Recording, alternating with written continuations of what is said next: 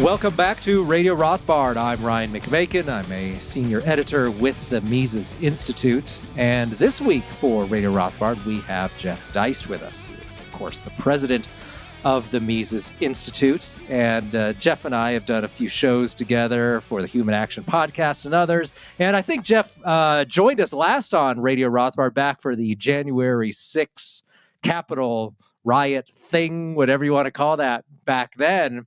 But we haven't had you back on since then, Jeff. But I figured we would just talk a little bit more this week about guns, gun control, and the police. And the reason for that is I was stunned a little bit by the reaction to the debacle. There's really no other way to describe it in terms of the police response in Uvalde in Texas. And yet you still continue to see people trying to hold up the Border Patrol agent who eventually showed up an hour or more later and shot the gunman, that we were supposed to be really impressed by this.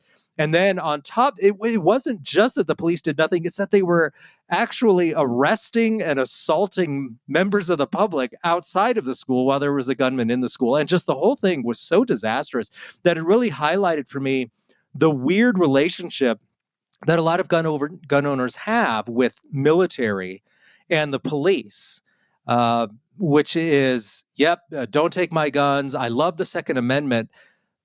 Either ignoring or somehow squaring that circle, the fact that the Second Amendment was based on distrust of the government, distrust of law enforcement, distrust of the military, and so that we need our own means of self-defense. And yet there's this very common feeling among people who carry guns and are very much into the gun thing, who are really into defending the police and the military as well. And so it strikes me as odd.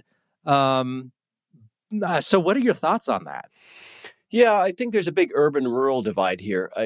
If you dislike progressive government and think it's out to get you, it would be a bit odd, wouldn't it, to support its shock troops? In other words, the business end of that progressive government was ultimately a guy or a gal with a gun, presumably. I think there's a big black eye for police. Police unions will probably be fighting this perception quite a bit, because you literally had police interfering with the natural parental instinct to run into the building and try to find your poor child during what must have been the longest 60 minutes in human history. It must have really been something. But also, if you look at even these smaller towns like Uvalde, where there are almost paramilitary SWAT type teams, a lot of this looks like shock troops. A lot of equipment which was used in the Middle East during a couple of our wars found its way home to just these smaller police departments who really don't need big military weapons and big military vehicles. But nonetheless, we have this sort of militarized police force. And yet when there is a shooting involving semi-automatic rifles, in this case, they were standing by useless. So that seems to me a serious indictment of where we are. Yeah, I noticed on social media that a common response to the shooting was for pro-gun control people to say, I guess a good guy with a gun doesn't stop a bad guy with a gun. And this was based on, of course, the long-time slogan used by many conservatives, which is that, well, I mean, obviously, if there's a bad guy with a gun in your house, you need a good guy with a gun there. And that makes sense. But they were using that slogan to refer to police. And I think if you have any sort of idea that the police really can be relied upon to provide protection in society, then that's obviously going to be really problematic. And so there's, again, you're back to that whole thing of, are the police really there? Or do they complement good private gun ownership? Do we support gun ownership because we don't trust those people? And I think maybe one of the I mean, if there could be possibly any positive side effect of this event, would that be a lot of people are finally realizing is that nothing's really going to happen to these police officers for really doing nothing. And part of the reason is that they are not required by law to intervene in these situations. The Supreme Court has made it clear you don't have to provide public safety as a police force, and you cannot be sued for failing to do that. And so that whole idea also of, I guess a good guy can't stop a bad guy with a gun, also makes these guns like the AR-15 or whatever it is we're calling assault rifles now, because we have different names for them. Weapons of war is the other phrase. Is that it really helps their position then, because what they're saying is that, look, these guns, these weapons of war are so powerful that you can have 20 cops go into the building and they can't do anything. So an untrained teenager who bought a gun 2 weeks earlier, these guns are so amazing that someone who barely knows how to use the gun, all he's got to do is go buy one, and now an entire police department is powerless to stop him. And so I think that really helps the gun control argument with weapons like an AR-15. Yeah, it's interesting that the idea that police would be the frontline defense is, I think, very much a city view, right? The people who live in dense cities and think that police are sort of nearby, whereas the reality in the United States certainly is that vast portions of the country are under the jurisdiction of sheriffs. In many cases, those sheriffs, even under the most conscientious response time, might be 15, 20, 30 minutes away, depending on how remote you live in a more rural state. So that strikes me as, again, a blind spot for gun controllers. And I understand this argument, this escalation. And I think right-wingers are sometimes prone to this. Well, because the bad guys have AR-15, so I need an AR-15 too. I need an equivalent weapon. And that strikes, I think, a lot of Europeans and a lot of folks on the left in the United States as crazy, a crazy escalation. And to be fair, it is absolutely true that a disturbed young man like this guy apparently was can do a lot more damage a lot more quickly with a semi-automatic rifle than he could with a knife, with a baseball bat, with all kinds of implements, or even a simple revolver handgun, let's say. I mean, that's true. So I think we should acknowledge that. But the arguments for gun control, I think, in the minds of a lot of the American public, and let's face it, this is a PR matter, this is an emotional matter, every bit as much as it's a matter for reason, debate, or discussion. I think in the minds of most people, they feel like these events seem to indicate that the world is spiraling out of control a bit, and there's a lot more disturbed people in this country. And so for the average Joe or Jane, I'm not sure that makes them not want to have a gun. It may make them want to have a gun, in fact.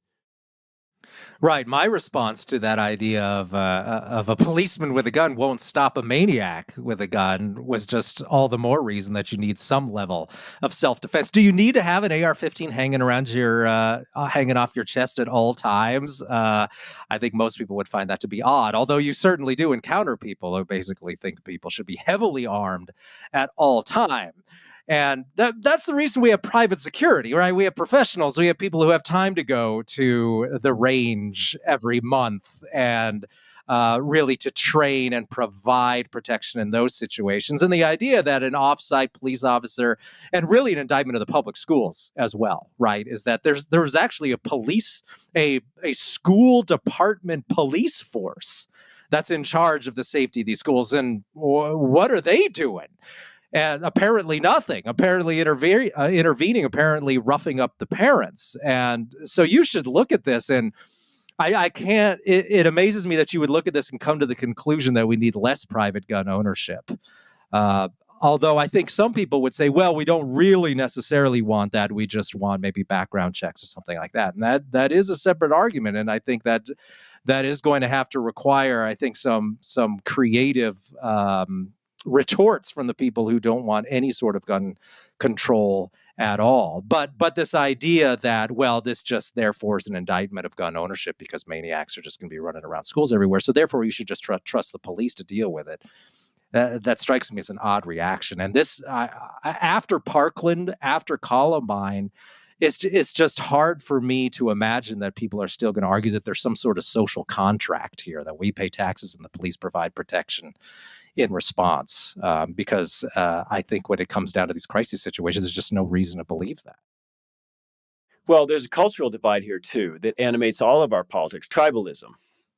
Gun culture, especially so-called assault rifle culture is white, rural, Trumpist. And those are things that the left is not particularly enamored of these days. So I think there's an element of that as well. And as far as the gun control legislation, which is almost certainly headed our way, whether at the federal or state level, something like a background check is going to go to the issue of what constitutes infringe under the Second Amendment. And then, does the Second Amendment really the operative legal structure here? And I would argue that it's not, actually. Yeah, that's an important point that has to be made as well, is that the Second Amendment, does it apply to the state and local governments? What is really the Second Amendment about? And at the Mises Institute, we've long been looking at the issue of incorporation of the Bill of Rights, that is, taking the Bill of Rights and applying it to the states, because we've noted that many times the point of the Bill of Rights was to limit the federal government, and that it didn't really have anything to say about what sorts of laws you make in a state government or in a municipality. And a lot of the time, I think some of the weaker arguments in favor of freedom to own private firearms has just been, well, the Second Amendment says it, I believe it, that's enough. But certainly the people who wrote the Bill of Rights did not think that constrained states and locals from limiting gun ownership. And so the whole thing really just highlights for me that really the Second Amendment does say that Congress should just really not be involved in private gun ownership at all. And if the Republicans, it seems that they've just never really wanted to, because it would limit their own power in Congress, never really wanted to just come out and say, look, this topic is beyond the scope of the federal government. And that's something for the states to handle. So Mitch McConnell could say, look, I'm not going to allow anything on guns to come to the floor because I think it's unconstitutional to do so. And that'll be up to the state legislatures. But you never hear anyone in Congress say that, except maybe if it's like a Rand Paul or a Thomas Massie or somebody like that who was influenced in some way by Ron Paul.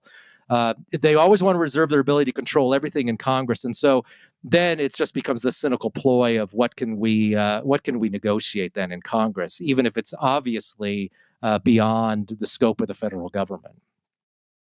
Well, if we put aside the legal overlay, whether that's the Second Amendment or state laws, I mean, first and foremost, I think guns are such a perfect issue for a greater degree of federalism, right? I mean, dense urban areas are very, very, very different than rural areas and Alaska and the vast western regions in the United States. I mean, these cry out for different sets of laws. It might be entirely rational to say on a busy street in Manhattan, let's not put it on every little cafe or bodega owner to say no guns and privatize this. Hey, maybe New York City wants to have a law that says you can't walk down Park Avenue with your Uzi strung over your back. I mean, I think most people would say, okay, I kind of get that.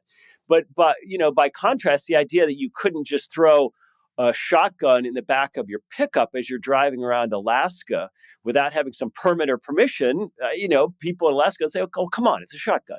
So regardless of the Second Amendment, we ought to have federalism when it comes to gun policy in the United States. 330 million people, vastly different regions, vastly different realities on the ground. So when we look at the Second Amendment itself, obviously I disagree with the incorporation doctrine. For example, you could have amended the First Amendment to say neither Congress nor the various states shall pass any law prohibiting right? But they didn't do that. So there's arguments about the incorporation doctrine. I'm on the side of Professor Brian McClanahan. Judge Napolitano, views that differently. Fine. But nonetheless, even under the Second Amendment construct, it's very simple. Our gun-controlling friends have options. Now, amending Constitution is hard. It requires supermajorities in the two branches of the federal legislature or among the states. Okay, we all know the rules, the procedures for amending it, but they could amend the Constitution to say it's hereby repealed. They could amend the Second Amendment to say a well-regulated militia does not confer an individual right to possess firearms. They could amend the Second Amendment to say certain weapons of war and then define those perhaps are not permitted. So they don't do these things because it's politically impossible to do so under the Second Amendment. I mean, just realistically, the process under the Constitution for amending the Constitution is difficult. It's a high burden, and I think it should be. So fine.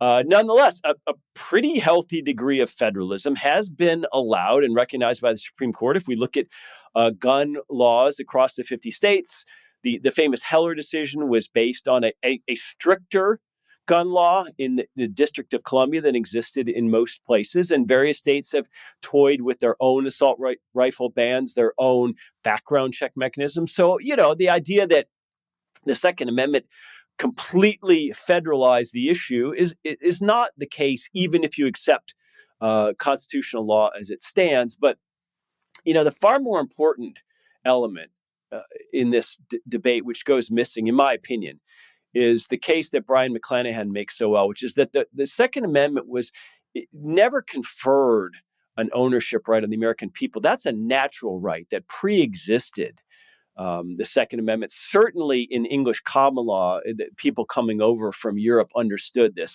So that even if you repealed the Second Amendment outright today, arguably that people still have the right to own firearms. They just don't have a constitutional right. They have a natural right. So that's very important. But also, Professor McClanahan points out that really the Second Amendment was dealing with the national role in guns, which was to permit firearm ownership at the individual level so that armies could be raised, if necessary, against foreign incursions without the need for a standing army, right? That the people would bear arms. And let me just read, Brian McClanahan defines the militia was every man 18 to 45 or even older who could bear arms and defend the state or the United States from foreign incursion. So it was never meant to raise national guards. It was never meant to provide for a federal apparatus in any case except for foreign incursion. So it was really an elaboration on the Article 1, Section 8 powers of Congress in the federal power to deal with at that time, very unlikely idea of people rolling up in sailboats on the coast. But all of this federalization, which conservatives, by the way, to their discredit, swallowed, this idea that the Second Amendment nationalizes gun laws in America is just bunk. And it's also been very, very harmful. We should have different gun laws in the various states, and then maybe we wouldn't be at each other's throats. Maybe Californians and New Jerseyites could rest easy knowing that their governor or mayor was busy banning these weapons. And, that redneck senator from Oklahoma or Alabama would have nothing to say about it. But both conservatives and liberals decided that they would federalize everything and jettison that healthy degree of federalism. So pox on both their houses, Ryan. Yeah, you're really playing with fire when you decide that, hey, let's hand something over to the federal government to protect liberties. That usually doesn't work out well. And I remember a few years ago during the Trump years where many conservatives decided that now was the opportunity to pass federal laws forcing reciprocation on state governments, or reciprocity, whichever term it is they use for that, where one state has its own gun laws and you have a concealed carry permit, for example, in that state. Not all states recognize that. So let's pass federal laws then regulating what all states can do in terms of recognizing the right, the legal right to own a gun or use it or carry it in some fashion. And of course, we at Mises.org said, well, if you do that, you're basically just granting then the federal government control over carrying guns, owning guns, and you can have a future administration come back and then reverse that. And you just say, well, during the Trump years, we established that the federal government regulates who can carry guns in what states. And so now we decided things have changed. And now we're not going to allow that anymore. And we as the federal government, now that we're in control of that, we decide you're not allowed. And that's, of course, always been the temptation with the Supreme Court as well, is that a lot of rulings for the Supreme Court essentially have the effect of a constitutional amendment. And so that rather than having an actual constitutional amendment process, which requires a supermajority, as you noted, and which in the 1920s was the totally accepted process of changing anything to the Constitution. In fact, if you look back in the 20s legislatively, you can see tons of failed amendments that were tried and failed. Some of them related to child labor. A big deal was a child labor law that would have basically made it illegal to have your children do chores. And that's one reason that failed. Especially agricultural areas were very much opposed to that. But once it failed, it wasn't, hey, let's go to the Supreme Court and get them to make a ruling that says that child labor is bad. In fact, it was just, well, I guess there's nothing we can do now because the amendment process failed. But by the 60s, certainly by Roe v. Wade, right, it was accepted that, well, we can just define anything we want as having a federal role in the constitutional process. So now why bother with a constitutional amendment? Just go get the Supreme Court to rule on something, or this process that both you and I noticed during COVID, just have the federal government seize a new power, and then maybe the Supreme Court will get around to telling us we can't do it. We'll just try our chances. And so as long as you're just sitting around saying that, well, it's such an important issue, gun ownership, that we should have the federal government be in charge of it, it just seems like that's asking for trouble. And yet we received a lot of pushback when we basically took the McClanahan line and said, no, the federal government should not be forcing reciprocity on these governments. But I received emails, for example, saying, well, that's crazy. You have to have uniform laws nationwide because if I'm driving from one state to another, I become a felon when I go from state A to state B. Well, they're making really, in many ways, a similar argument to what the left is going to now argue, why you need to have federal control of gun laws, which is that, well, I can buy a gun in Ohio and then I can travel, I can drive to New York State and then use that gun on New Yorkers. So therefore, we have to have nationwide gun control. But the issue of federalism is just accepting that people in different places do things differently. But because guns are such a cultural issue, it looks like you're going to have a hard time convincing a lot of people of that. It's very difficult. For some reason, federalism is a very, very tough sell in the U.S., and I don't understand why that is when we're so divided on the so-called culture war issues. And the idea that we would federalize a database which effectively represents a psychological profile of U.S. citizens, I think is terrifying. Let's say a young person like this kid in Texas made some disturbing remarks about wanting to kill people. He made those to parents or friends or a teacher or a school counselor. Let's say he posted some of those disturbing comments on social media. And apparently he might have done both of those things. You know, first of all, who reports that?